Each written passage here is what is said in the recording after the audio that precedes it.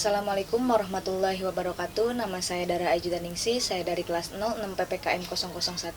Saya membuat video ini untuk melengkapi tugas dari mata kuliah PKM. Di sini saya akan menjelaskan materi dari bab 3 kelas 7, yaitu tentang peran dan tokoh perumus Undang-Undang Dasar 1945. Sebelum kita memulai materi, alangkah baiknya kita berdoa. Berdoa sesuai agama dan kepercayaan masing-masing. Berdoa dimulai.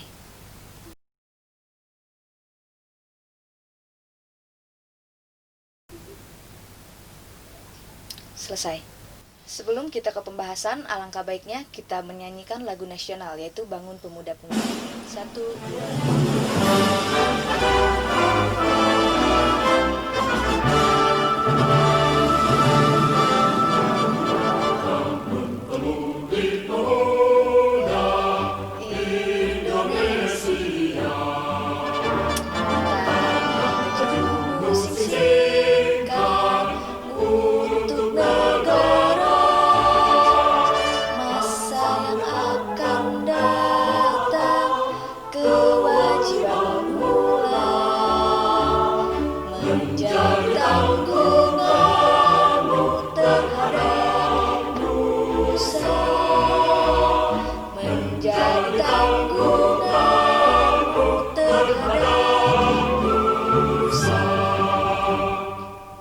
Marilah kita mulai pembelajaran kali ini. Salam Pancasila.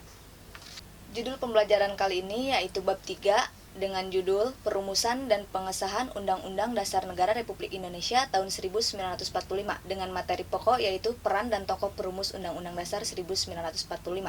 Sebelum kita ke materi tersebut, sebelum kita memulai pelajaran, alangkah baiknya saya menyampaikan terlebih dahulu kompetisi dasar dan indikator pencapaian pada pembelajaran kali ini. Yaitu kompetensi dasar 1.3 mempertahankan nilai kesejahteraan perumusan dan pengesahan Undang-Undang Dasar 1945. Yang kedua yaitu menghargai nilai kesejahteraan perumusan dan pengesahan Undang-Undang Dasar 1945. Yang ketiga yaitu memahami kesejahteraan dan perumusan pengesahan Undang-Undang Dasar 1945. Yang ketiga yaitu melaksanakan tanggung jawab moral terkait perumusan dan pengesahan Undang-Undang Dasar 1945. Indikator pencapaian kompetensi yaitu yang pertama bersyukur atas anugerah Tuhan bangsa Indonesia memiliki Undang-Undang Dasar Negara Republik Indonesia tahun 1945. Yang kedua yaitu bangsa memiliki nilai luhur Undang-Undang Dasar 1945. Yang ketiga yaitu menghargai peran pendiri negara dalam perumusan dan pengesahan Undang-Undang Negara Republik Indonesia tahun 1945. Yang keempat yaitu mendeskripsikan perumusan Undang-Undang Negara Republik Indonesia tahun 1945. Yang kelima yaitu mendeskripsikan pengesahan Undang-Undang Dasar Negara Republik Indonesia tahun 1945. Yang selanjutnya yaitu mendeskripsikan arti penting Undang-Undang Dasar 1945, bangsa Indonesia dan negeri Indonesia. Yang selanjutnya yaitu indikator pencapaian, yaitu mengidentifikasi nilai kesejahteraan perumusan dan pengesahan Undang-Undang Dasar Negara Republik Indonesia tahun 1945. Selanjutnya yaitu memiliki tanggung jawab untuk memahami Undang-Undang Dasar Negara Republik Indonesia tahun 1945. Yang selanjutnya yaitu menyajikan laporan nilai telaah arti penting Undang-Undang Dasar Negara Republik Indonesia tahun 1945. Yang terakhir yaitu mencoba praktik kewarganegaraan sebagai perwujudan semangat para pendiri negara dalam mewujudkan dan mengesahkan Undang-Undang Dasar 1945. Tujuan pembelajaran yaitu peserta didik mampu mempertahankan, menghargai, memahami nilai kesejahteraan, dan melaksanakan tanggung jawab moral terkait perumusan dan pengesahan Undang-Undang Dasar Negara Republik Indonesia tahun 1945. Langsung saja kita mulai kepada pembahasan, yaitu siapakah pendiri negara Indonesia, apakah BPU PKI atau PPKI? Jawabannya adalah BPU PKI dan PPKI adalah pendiri bangsa Indonesia. Jadi masih ingat siapa saja anggotanya? Saya yakin kalian masih ingat. Pasti ada, kalau kalian baca lagi pasti ada di bab 1. Di sini para anggota dari BPU PKI atau PPKI atau pendiri negara Indonesia memiliki latar belakang yang sangat berbeda dari suku, agama, dan golongan yang berbeda. Siapa saja mereka? Di sini saya akan mencontohkan 6 dari anggota para pendiri negara. Yang pertama yaitu Insinyur Soekarno, yang kedua Muhammad Hatta, yang ketiga Rajiman Widjodiningrat, yang keempat Muhammad Yamin, yang kelima Supomo, yang keenam yaitu Subarjo. Para tokoh tersebut merupakan putra terbaik bangsa yang mewakili kelompok dan masyarakat pada waktu itu. Mereka menjadi wakil bangsa Indonesia yang memiliki kemampuan visi dan visi ke depan untuk kebaikan negara Indonesia. Dari latar yang berbeda inilah, kemudian dalam sidang perumusan Undang-Undang Dasar 1945, timbullah dua paham yang berbeda dalam pembentukan negara Indonesia. Yang pertama yaitu paham nasionalis, yaitu menginginkan negara Indonesia yang akan dibentuk adalah negara yang nasionalis atau negara yang berbangsa. Nah, paham yang kedua yaitu paham agama, yang dimana menginginkan negara Indonesia yang dibentuk berdasarkan pada salah satu agama saja. Perbedaan ini apakah menjadi suatu hambatan atau bagaimana nantinya? Marilah kita simak pada pembahasan berikut ini. Di dalam sidang-sidang tersebut, saya mencontohkan dua kutipan dari I.R. Soekarno dan dari Rajiman Widjodiningrat. Apakah itu? Nah, yang pertama yaitu dari I.R. Soekarno menyatakan, kita hendak mendirikan negara Indonesia yang bisa semua harus melakukannya, semua buat semua. Sungguh indah kutipan dari Soekarno ini, bahwa negara yang berbentuk yang didirikan buat semuanya, untuk semuanya, tidak tergantung dalam satu golongan atau suku atau bahkan agama. Pidato yang kedua yaitu pidato dari Rajiman Widjodiningrat, yaitu menyatakan, jadi rancangan ini sudah diterima semuanya. Jadi saya ulangi sekali lagi, undang-undang ini kita terima dengan sebulat-bulatnya. Bagaimana tuan-tuan? Untuk penjelasannya, saya minta dengan hormat yang setuju yang menerima berdiri. Saya lihat Tuan Yamin belum berdiri. Dengan suara bulat diterima undang-undang dasar ini. Terima kasih tuan-tuan. Kita lihat dari kutipan pidato dari Rajiman Widjodiningrat. Ini adalah menunjukkan kesepakatan musyawarah yang mufakat untuk merumuskan Undang-Undang Dasar 1945. Oleh sebab itu, kita bisa tarik kesimpulan dari dua kutipan I.R. Soekarno dan Rajiman Widjodiningrat, bahwa kesimpulannya yaitu para tokoh pendiri negara dan perumus Undang-Undang Dasar 1945, mereka adalah para tokoh pendiri negara yang memiliki latar belakang berbeda-beda, yang selanjutnya disebut dengan perumus Undang-Undang Dasar 1945. Yang pertama yaitu dalam sidang-sidang yang dilaksanakan penuh dengan semangat dan kebersamaan. Yang kedua yaitu mengutamakan musyawarah dan mufakat dalam membuat keputusan. Terlihat dari pidato yang kedua, yaitu oleh Rajiman Widjodiningrat, bahwa keputusan dalam sidang-sidangnya mengutamakan musyawarah dan mufakat. Yang ketiga yaitu mengutamakan kepentingan bangsa dan kepentingan negara di atas kepentingan pribadi dan golongan.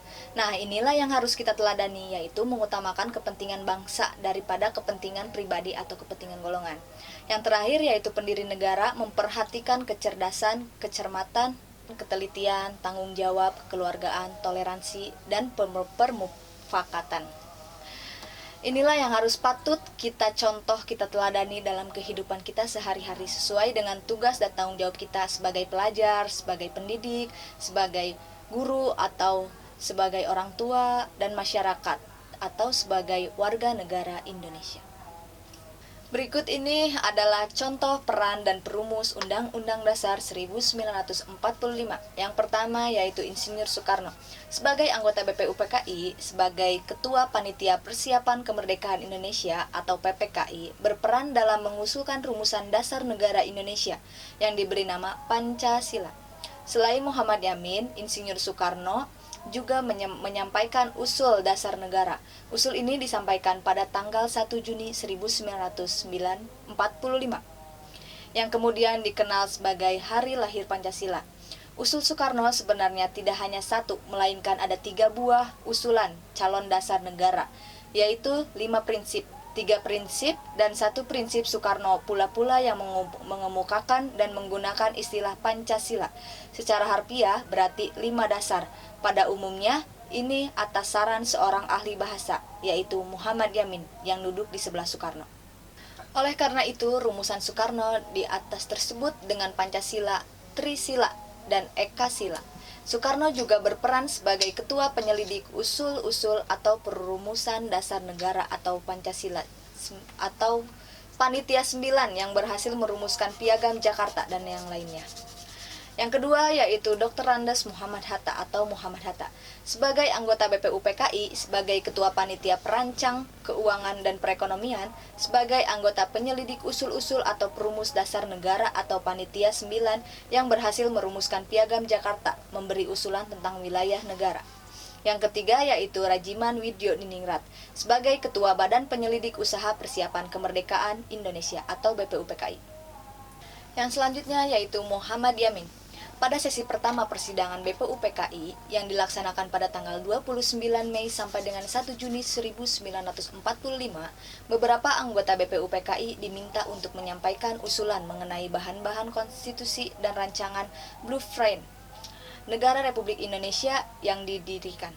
Pada tanggal 29 Mei 1945, Muhammad Yamin menyampaikan usul dasar negara di hadapan sidang pleno BPUPKI, baik dalam pidato maupun secara tertulis yang disampaikan kepada BPUPKI.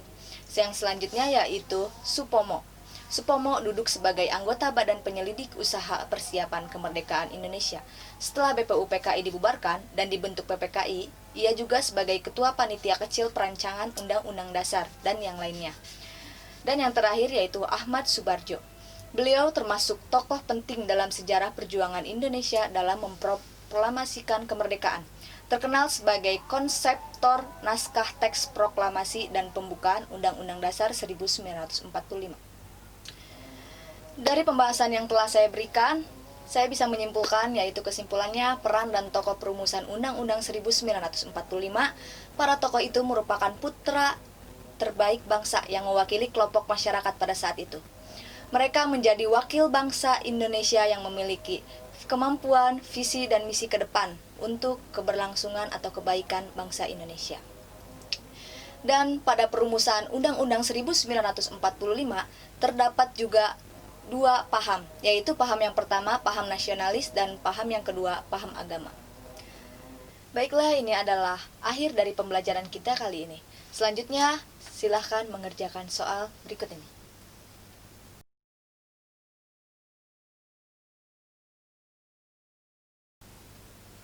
Selamat mengerjakan.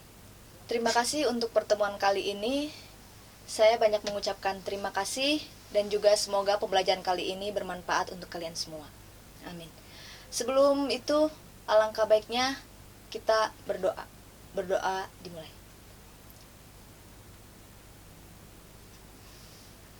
Selesai.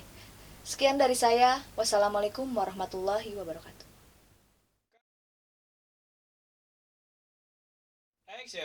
Sekian video untuk memenuhi tugas dari mata kuliah PKM. Kurang lebihnya mohon maaf. Saya ucapkan terima kasih kepada Bapak Herdi dan mohon maaf bila banyak kesalahan dalam video ini.